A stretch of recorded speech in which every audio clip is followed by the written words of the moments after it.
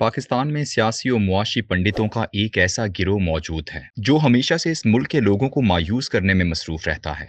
Secular liberal दानिश्वरों का ये तबका क़याम पाकिस्तान के वक्त कम्युनिज्म की छतरी ताने हुए था और भारतीय मईशतदानों की नफरत से तबसरे उधार लेकर मुसलसल ये पेशगोइयां करता रहता था कि इस्लाम पर बनने वाला ये मुल्क ज्यादा देर चलने का नहीं है। वो अक्सर ये कहते कि ये मुल्क मुसलमानाने हिंद की अपनी तमन्नाओं और आरजुओं का मजहर नहीं था, बल्कि एक साजिश के तहत अंग्रेज ने मुत्तहदा हिंदुस्तान को तकसीम करो और हुक्मरानी करो के उसूल पर तकसीम करके पाकिस्तान तख्लीक किया था। भला कौम, कबीला, जबान, सकाफत तर्क करके सिर्फ कलमा तैयबा की बुनियाद पर लोग इकट्ठे रह सकते हैं। इन दानिशवरों ने भरपूर कोशिश की कि जमीन के रिश्ते को तहजीबी रिवायत से जोड़कर एक बेजोड़ सी तारीख मुरतब की जाए, जिसके तनाजुर में इस्लाम का कबूल करना और यहाँ पर मुसलमानों की अक्सरियत का होना एक मामूली सा वाकया महसूस हो। मसलन सिंध में रहने वालों के लिए टुकड़े जोड़ जोड़ कर एक तारीख मुरतब की गई। तुम तो दुनिया की कदीम तरीन तहजीब वादी सिंध के अमीनो वारिस हो। हालांकि अमर वाकया यह है कि गुज़श्ता 2000 साल से जो लोग भी सिंध में आकर आबाद होते चले आ रहे हैं, उनमें से अक्सरियत उन हमलावरों की औलादें हैं जिन्होंने मोहिंजोदाड़ो की अजीम तहजीब को तबाह बर्बाद किया था और यहाँ पर बसने वाली दरावड़ अक़वाम को अव्वल तो कत्ल कर दिया या फिर मार भगाया था। वो तमाम अक़वाम जो पाकिस्तान में आबाद हैं, सब के सब मुख्तलिफ इलाकों से उस वक्त हिजरत करके यहाँ आई जब उनके अपने ममालिक में कहत ने डेरे डाल लिए थे। कोई 75 साल पहले पाकिस्तान बनने पर यहाँ आकर आबाद हुआ तो कोई ज्यादा से ज्यादा 2000 साल पहले। इन सब को धरती माता से मुंसलिक करने के लिए उन्हें 5000 साल पुरानी तहजीब से जोड़ा गया। हालत यह है कि अगर आज यहाँ कहत, खुश्क साली, जंग और कत्लो गारत का बाजार गर्म हो जाए, ये तमाम लोग यानी इस धरती माता के बेटे इसी माँ को छोड़ जाएंगे। इसी तरह तासुब से भरपूर जबान, रंग, नस्ल और इलाके के बाहमी ताल्लुक को मुआशी इस्तेहसाल से जोड़कर मशरकी पाकिस्तान के बंगालियों को पाकिस्तान से अलहदा करने की भरपूर कोशिश की गई। इस नफरत को परवान चढ़ाने में मगरबी पाकिस्तान की सियासी अशराफिया और सिविल और मिलिट्री ब्यूरोक्रेसी ने भी बराबर का हिस्सा डाला और यूं 1971 में एक नया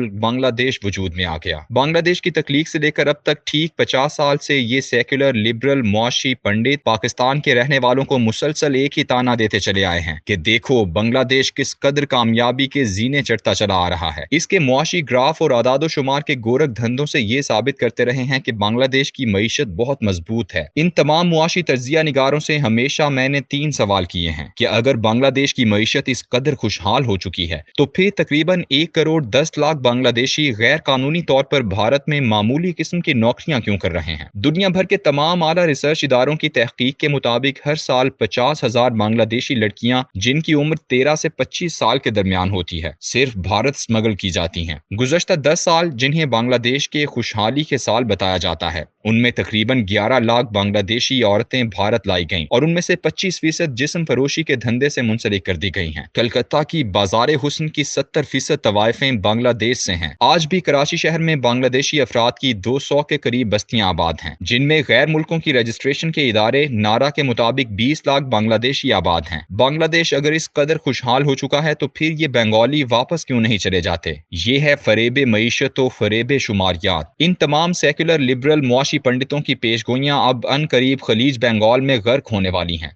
इसलिए कि दुनिया की मौजूदा मुआशी सूरत हाल के बारे जो जायजे आ रहे हैं उनके मुताबिक जनूबी एशिया में श्रीलंका के बाद अगला मुल्क जो तबाही और बर्बादी का शिकार होगा वो बांग्लादेश है। ये मुल्क गुज़श्ता चंद माह से जरूरी अशिया की कमी का शिकार हो चुका है, जिनमें पेट्रोल और अद्वियात भी शामिल हैं। इस कमी की वजह से इसकी बरामदात और दरामदात में इस कदर ज्यादा फर्क पैदा हो गया है कि मईशत को संभालना मुश्किल हो चुका है। इस माली साल के गुज़श्ता 9 माह में बांग्लादेश ने 61.52 अरब डॉलर की अशिया दरामद की, जो गुज़श्ता साल की निस्बत तकरीबन 45% ज्यादा थी, जबकि बांग्लादेश की बरामदात 33% कम रही। बांग्लादेश के ज़र मुबादला का बड़ा हिस्सा बैरून मुल्क वर्करों से आता है। इन 4 महीनों में उन तरसीलात में भी 20% कमी आई। बांग्लादेश ने 9 माह में बैरून मुल्क से 85 अरब डॉलर की अशिया मंगवाई, जबकि 35 अरब डॉलर की बाहर भेजी। 35 अरब डॉलर का तिजारती फर्क किसी तौर भी बैरून मुल्क काम करने वालों की आमदन से पूरा नहीं किया जा सकता। बांग्लादेश को हालात बेहतर रखने के लिए 10 अरब डॉलर सालाना चाहिए। सिर्फ गुज़श्ता 8 महीनों में बांग्लादेश के ज़र मुबादला के ज़खायर,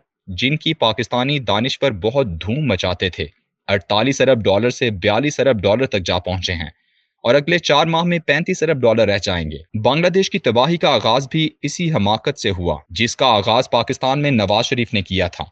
یعنی بڑے بڑے غیر ضروری پروجیکٹ کے لیے قرضے لینا، جیسے موٹر وے، میٹرو وغیرہ۔ سری لنکا کے حکمرانوں نے بھی عوامی مقبولیت کے لیے یہی کیا تھا اور تباہ ہو گئے، جبکہ حسینہ واجد بھی اسی راستے پر گزشتہ کئی سالوں سے گامزن ہے۔ جس طرح نواز شریف نے ضرورت سے زیادہ بجلی بنانے کے پلانٹ لگائے تھے، ویسے ہی بنگلہ دیش نے روس سے 12 ارب ڈالر کا قرضہ لے کر ضروریات سے زیادہ 2400 میگا واٹ کا ایٹمی بجلی گھر بنایا تھا۔ اس بجلی گھر کے لیے گئے قرضے کی ہر سال 5 کروڑ 65 لاکھ ڈالر قسط ادا کرنا ہے۔ اس کے ساتھ ساتھ انفراسٹرکچر کے لیے حاصل کردہ قرضوں کی سالانہ اقساط 4 ارب ڈالر ہیں۔ ان رقوم کی ادائیگی موجودہ معاشی حالات میں ناممکن نظر آتی ہے۔ بنگلہ دیش کی معیشت کو بیرون ملک خام مال منگوا کر مقامی سستی لیبر کے ذریعے ٹیکسٹائل پر استوار کیا گیا تھا۔ اس مقصد کے لیے کپاس بھی باہر سے منگوائی جاتی تھی، جبکہ دیگر اشیاء میں پام آئل سے لے کر چاول اور گندم جیسی ضروری اشیاء بھی باہر سے آتی ہیں۔ حسینہ واجد نے لوگوں سے بچت کا کہا ہے، اپنے اور تمام حکومتی عہدیداروں کے بیرون ملک دورے منسوخ کر دیے ہیں، یہاں تک کہ لوگوں سے کم کھانے کو بھی کہا ہے۔ لیکن تباہی کا وہ بیج جو معاشی غارت گروں نے بڑے بڑے خوشنما پروجیکٹ کے لیے قرضوں کے ذریعے بنگلہ دیش میں بویا تھا، اس کے زہر آلود پھل کا وقت آ چکا ہے۔ اور جرمنی ٹی وی DW کی رپورٹ کے مطابق سری لنکا کے بعد اگلا ملک جو معاشی تباہی کے راستے پر آ نکلے گا وہ بنگلہ دیش ہے۔